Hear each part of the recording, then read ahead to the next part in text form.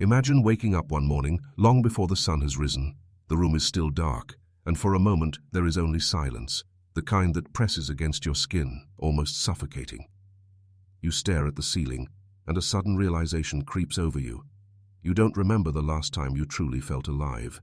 Not just busy, not just distracted, not just going through the motions of survival, but genuinely alive, burning with a sense of purpose so raw and undeniable that the world itself seems transformed by it. Most men never do. They wake up day after day, chained not by iron but by routine, by silent compromises, by lives they never fully chose but somehow inherited. The job, the relationship, the obligations, the tiny rituals of consumption that distract them just enough to forget the yawning emptiness beneath it all. And here lies the unspoken tragedy. They will die as they lived, not with a scream of rebellion, but with a quiet sigh of resignation. Carl Jung once wrote that the most terrifying thing is to accept oneself completely. But how many men even come close to such a task? Instead, they build elaborate masks: worker, husband, father, friend. Masks so convincing that even they forget the face beneath. Life becomes a performance, rehearsed so well that the actor no longer remembers it is a role. And here is the paradox. Society praises this very performance. To be normal, to be responsible, to be successful. Isn't this what men are taught to aspire to? From childhood, they are handed scripts written long before their birth. Study hard, find a career, settle down, save for the future. At first it feels safe to follow these lines, but slowly, invisibly, the script tightens into a noose. But what if you were to ask yourself a forbidden question?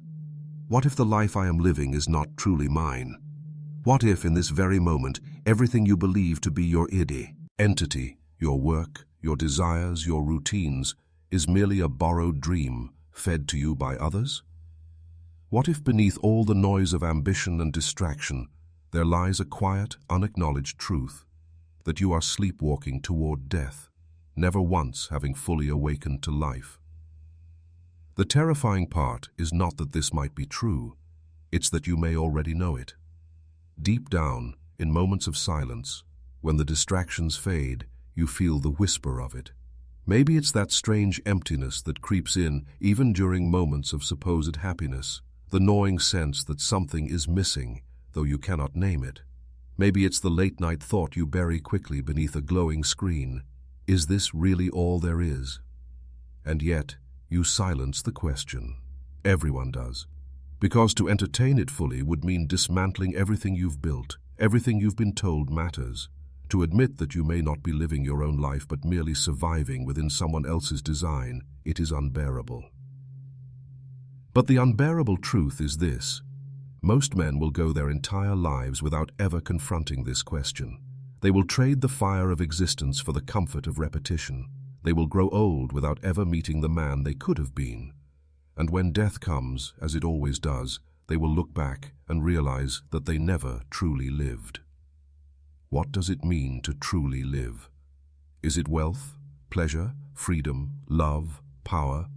Or is it something far stranger, something hidden beneath layers of fear and conditioning, waiting to be unearthed only when a man dares to strip away every mask he has ever worn? Jung believed that the soul does not call a man to comfort, but to confrontation, to wrestle with his own shadow, his forgotten desires, his suppressed longings, his untamed instincts. To ignore this inner calling is to become hollow, a walking ghost who never discovers his own depth. So here is the great question, the one that splits the soul like lightning and leaves no man unchanged. Will you die without ever truly living? It is not a question for tomorrow or next year or once things settle down. It is a question for now, because every day you delay, every compromise you make, every silence you swallow, the fire grows dimmer, the mask grows thicker, and the man you might have been drifts further into the shadows of eternity. And so, as the darkness of that early morning presses against you, one truth becomes impossible to ignore. If you are to awaken at all, you must first dare to ask what it means to live, not as a son, not as an employee, not as a cog in the machinery of society, but as a man. But how did we arrive here? How did so many men, generation after generation, come to live lives not their own, lives of imitation, distraction, and silence? To understand this hidden tragedy, we must dig deeper beneath the surface of culture into the psychological and philosophical roots that shape our very being. How does it happen? How does a man, born with the wildness of possibility, the raw vitality of a child who stares at the world with unbroken wonder, slowly become a hollow shell of himself? It does not happen in a single moment. There is no grand betrayal, no sudden collapse. Instead, it happens quietly, almost invisibly, like the steady dripping of water on stone. Little by little, his edges are worn away. His passions are trimmed into something manageable. His instincts are disciplined into obedience. His questions are silenced with the promise that answers will arrive later, if only he follows the path. By the time he realizes the cage, he has already built it himself. Carl Jung saw this with piercing clarity. He argued that modern man suffers not from external poverty, but from inner emptiness, from being cut off from his own soul. Unlike our ancestors who lived with myth, ritual, and a living connection to meaning, modern men are taught to suppress the unconscious, to distrust dreams, to bury instinct. We have been trained to value efficiency, productivity, and rationality above all else, while the deeper, irrational forces of the psyche are left to wither in the dark. But the unconscious does not disappear simply because we ignore it. Instead, it festers. It leaks out in strange compulsions, in addictions, in restless dissatisfaction. A man might build a successful career, surround himself with comfort, even command the respect of others, and still feel a gnawing emptiness he cannot explain. That emptiness is the price of living against the current of his own soul. Nietzsche saw the same crisis, though he named it differently. He spoke of the last man, the figure who chooses comfort over greatness, safety over risk, routine over passion. The last man does not hunger for meaning, he hungers only for distraction. He anesthetizes himself with entertainment, consumer goods, shallow pleasures. He fears suffering more than he desires transcendence. And in doing so, he becomes a caricature of life itself, a creature who breathes but does not burn. If Nietzsche diagnosed the spiritual sickness, Jung gave us its psychological anatomy. He warned of the persona, the mask we wear to fit into society. A man needs a persona, of course. Without it, he could not function in the world. But when the mask fuses to his face, when he forgets it is a mask at all, he becomes trapped in a false identity.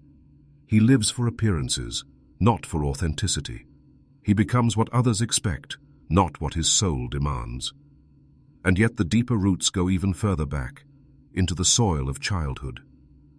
From the earliest years, boys are told, sometimes with words, sometimes with silence, what parts of themselves are acceptable and what must be hidden. Don't cry, don't be weak, don't be too wild, don't ask too many questions. Slowly they learn to amputate pieces of themselves just to be loved, just to belong. By adulthood, they have so thoroughly buried their real selves that they no longer remember the burial. Arthur Schopenhauer, grim as he was, described this process in his own way. He saw human life as driven by the blind will, an endless striving, a hunger that can never be satisfied. Men pursue one goal after another, believing that happiness lies just beyond the next achievement, the next purchase, the next conquest. But once attained, the satisfaction evaporates, and the cycle begins again. Life becomes an endless treadmill of striving and disappointment, a restless chase after shadows. Is it any wonder, then, that most men never pause to ask whether the race itself is worth running? Modern psychology confirms what these philosophers intuited. Studies on hedonic adaptation show that, no matter what happens, promotion, marriage, wealth, our level of happiness quickly returns to a baseline. The very structure of our brains conspires to keep us chasing, but never arriving.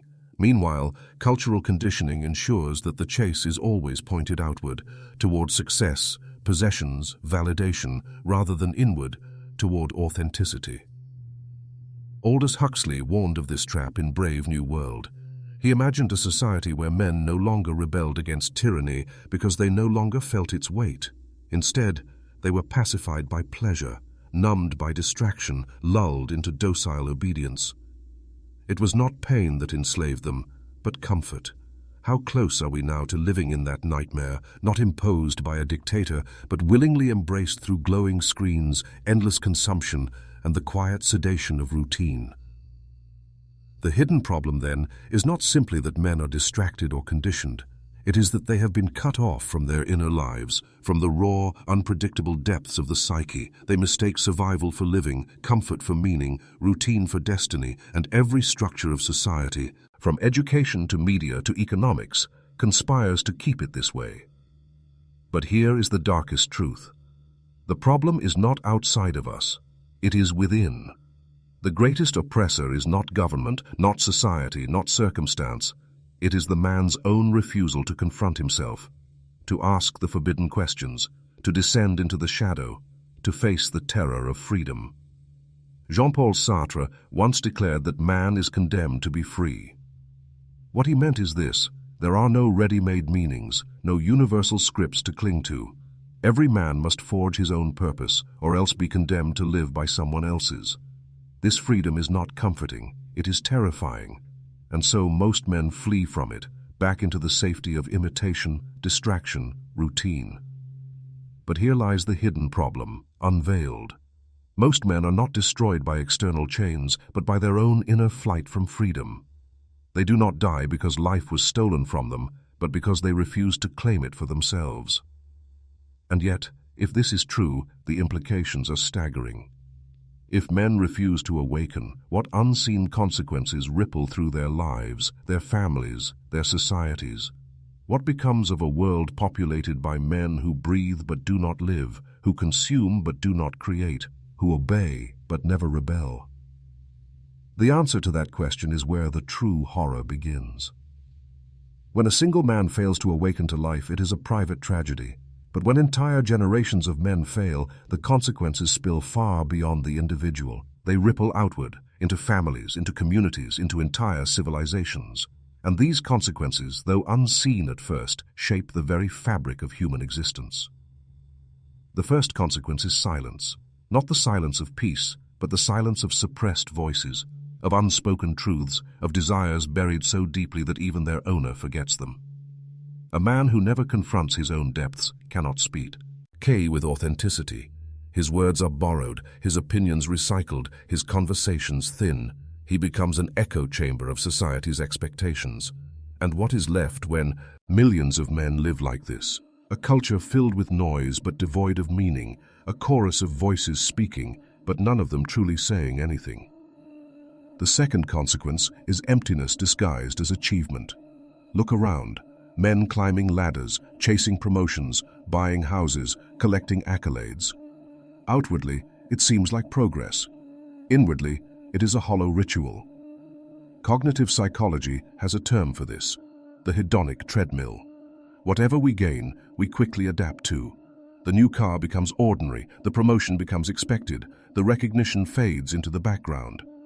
Yet we keep running, mistaking motion for meaning, exhaustion for accomplishment.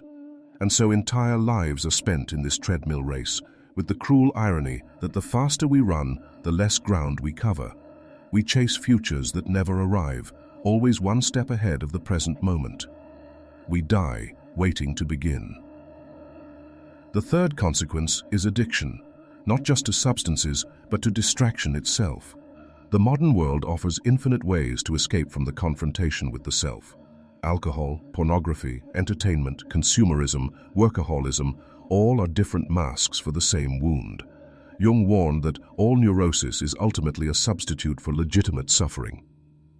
What he meant is that men who refuse to confront the real pain of their inner emptiness end up drowning in false pleasures, shallow compulsions, and artificial highs. But addictions do not stay confined to the man alone. They erode families, warp relationships, and create generations of fractured sons and daughters who inherit the same unexamined patterns.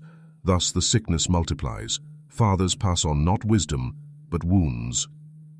The fourth consequence is conformity, the quiet death of individuality. Sartre argued that most people live in bad faith, lying to themselves in order to avoid the weight of freedom. They convince themselves they had no choice, that they are simply victims of circumstance, that life forced their hand. But the truth is darker. They chose not to choose, and in that surrender, they dissolve into the mass, indistinguishable from the millions around them. This conformity is not harmless. It breeds mediocrity on a scale so vast that society itself begins to stagnate. When men stop daring, stop questioning, stop pursuing their authentic calling, innovation withers. Art becomes shallow, politics becomes hollow, culture becomes repetitive, civilization loses its fire and drifts toward entropy. The fifth consequence is despair, the quiet, gnawing despair that Kierkegaard described as the sickness unto death. It is the despair of not being yourself, of living as an imitation. Most men never admit this despair. They cover it with humor, with cynicism, with busyness. But beneath it all, the despair eats away. Sometimes it bursts through in midlife crises, sometimes in breakdowns, sometimes in the sudden collapse of a life that seemed stable. More often, it never erupts at all. It simply festers silently until the man dies with the same unanswered questions he carried from youth. And yet the most catastrophic consequence of all is not personal, but civilizational, the inheritance of spiritual poverty. When men live without meaning, they raise children without guidance, build communities without vision, and create systems without soul. The results are everywhere. Fractured families, shallow education, soulless work, empty entertainment, a culture of surface pleasures built on the foundation of existential emptiness. Nietzsche warned that when God dies, when the old myths and structures of meaning collapse, men will not be liberated, but lost. They will drift without compass, seeking new idols to worship, money, fame, technology, ideology, and in their hunger for direction, they will surrender themselves to whatever promises them relief, even at the cost of freedom. Is this not what we see now? Men numbed by consumerism, pacified by screens, obedient not to kings but to algorithms. A society where courage has been replaced by comfort, where depth has been sacrificed for distraction, where meaning is outsourced to corporations and political slogans. But here is the cruel paradox. These consequences are not imposed from outside. They are self-chosen, self-perpetuated. The unseen tragedy is not that men are forced into cages, but that they willingly close the doors on themselves and hand away the key. And yet, if you look closely, you can see the cracks. The emptiness cannot be hidden forever. Men feel it in the restless ache of late nights when the noise fades. They feel it in the hollowness that lingers after a so-called victory. They feel it in the quiet moments of envy, when they see someone who dares to live with fire and wonder why they themselves cannot. The question then is not whether the consequences are real. They are. The question is whether they can be undone. Can a man who has lived half his life asleep still awaken? Can a generation conditioned into silence, conformity and distraction still learn to reclaim its soul? Or is it already too late? The consequences are terrifying, yes, but they are not final. For just as every man has the power to surrender his life to inertia, so too does he have the power to reclaim it. And history, philosophy, and psychology alike whisper of a deeper possibility: rebellion. The rebellion is not against governments or systems, but against the inner chains that keep a man enslaved. It is not about tearing down the world outside, but about awakening the world within. It is the dangerous, exhilarating act of refusing to be the last man, of choosing authenticity over conformity, freedom over fear, fire over ashes. And that rebellion, though it may demand everything, offers the one thing society cannot: the chance to truly live. If the unseen consequences of an unlived life are so devastating, the natural question emerges: is there a way out? Can a man break free from the invisible chains that bind him? Not chains of iron, but of fear, habit, and silence. The rebellion begins not with violence, nor with grand external gestures, but with an act far more radical: the decision to face oneself. Carl Jung believed that a man's greatest task is individuation, the process of becoming who he truly is, not what the world expects him to be. This is not a comfortable path. It demands confronting the shadow, the dark, hidden side of the psyche that contains not only our suppressed fears and desires, but also our untapped vitality, creativity, and strength. Most men avoid this confrontation because it feels like stepping into chaos. Yet within that chaos lies the very fire they have been searching for. To break free, a man must rebel against the false comfort of routine. He must stop living as a spectator in his own life, waiting for permission, waiting for guarantees. He must dare to risk. Nietzsche wrote, "Become who you are." That is the essence of rebellion, to abandon the mask and claim the face beneath, however raw, however imperfect.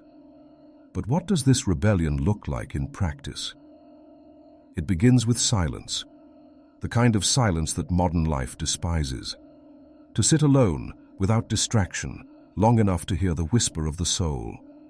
This may sound small, but in a world designed to keep you constantly entertained, constantly busy, silence is an act of defiance. It is in silence that the truth surfaces, what you fear, what you crave, what you have buried. The next step is courage, the courage to name what you discover. Perhaps it is the recognition that your career is not your calling. Perhaps it is the admission that your relationships are shallow. Perhaps it is the uncomfortable truth that you have been living for approval rather than authenticity. To name these things is terrifying because naming them demands action, and yet naming them is the first strike of rebellion, the refusal to keep lying to yourself. After silence and courage comes the most difficult act of all, sacrifice. To live authentically requires the death of the false life. The false ambitions, the false securities, the false identities, they must be let go. This does not mean abandoning responsibility or descending into chaos. It means refusing to cling to the masks that no longer fit. It means saying no to the path that feels safe but empty, and yes to the path that feels dangerous but alive. History is filled with men who embodied this rebellion.